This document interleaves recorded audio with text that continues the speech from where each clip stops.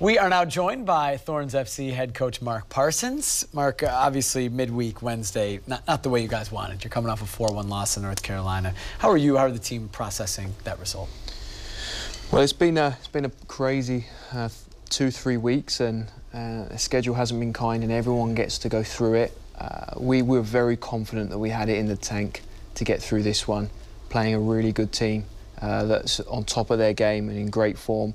And the motivation was high because we've had great games against them. There's obviously history there, and yeah, we came out fighting, and I thought we had some really good moments. We didn't capitalise on the moments that we had, and they just need a millimetre. They just need one opportunity, and they can rip anyone apart. And I thought they did that well. They took their chances really well, and for us, we needed that goal to get that crowd going and lift us.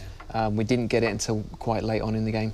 You talk about moments. I know in the post-game you talked about the final third and set pieces weren't quite to the standard that you would have hoped for. How do you go about correcting that? Is it immediately you get to the training pitch and you look to those situations, or a plan in place? You know the team have done it before, so you rely it was just an off day, it'll come back? Yeah, I think what I love about this group more than any group we've had, you know, in the last 2.5 years here, and my personal experience of coaching group, they're very realistic and focused on what has to improve fast and what needs to happen. There's a few things that we've always pinned our game on, and the way that we work, the way we defend set pieces, the way we defend our 18-yard box, it hasn't been the best so far, but the players know that means more hard work's around the corner. There's more hours that need to be put on the training ground.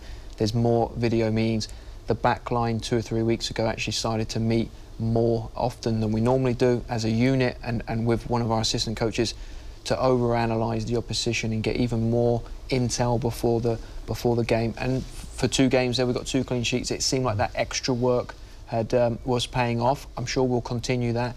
Yeah, last night was catching a very good team on a good run, and we weren't at our best, and we can't hide from that. It wasn't a great one from us, but the motivation will be extremely high to put in the hard hours, continue moving forward. You alluded to it, basically 2.5 weeks in between games.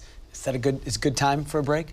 Yeah, we probably needed a break a couple of games ago, and you know we got a good result, a very professional performance against Utah. But even there, I think you could tell that, and every other team's the same. So it's not like we're in a unique situation. It's not it can't be a reason why we're not performing.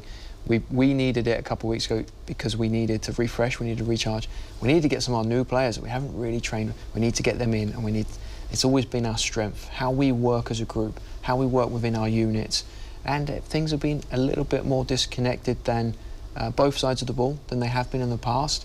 It just shows that we need the quality hours back. And 2 weeks now, yes, we're missing some internationals and we're wishing them all the best. Some of them, like Tobin being back, it's been a long time for her, excited for her, and Sink, I think, is in best form of her life, and Lindsay's just bossing the midfield, any midfield she's played against so far.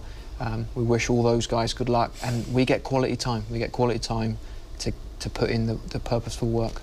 Last week we had Emily Menges on, and she said that the strength of the league, NWSL, has really increased, similar to the trend that's following in MLS right now, that it continues to go from strength to strength. Do you feel that? Do you see more and more talents coming into the league, and players obviously lifting their game?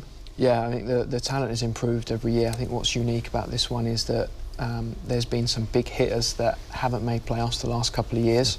And you look at Seattle and Kansas, who are now Utah, and then those teams wanted to make amends and get back in.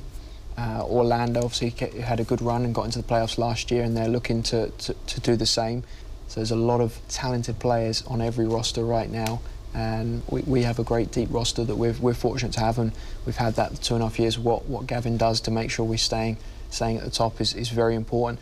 Everyone can win any game on any day, and it's always been hard away from home, and something that last year we wanted to really improve on this year was improve those performances, which I think we have. We've been really strong away from home, performance-wise. We wish we could have grabbed a couple more results, but points-wise is good.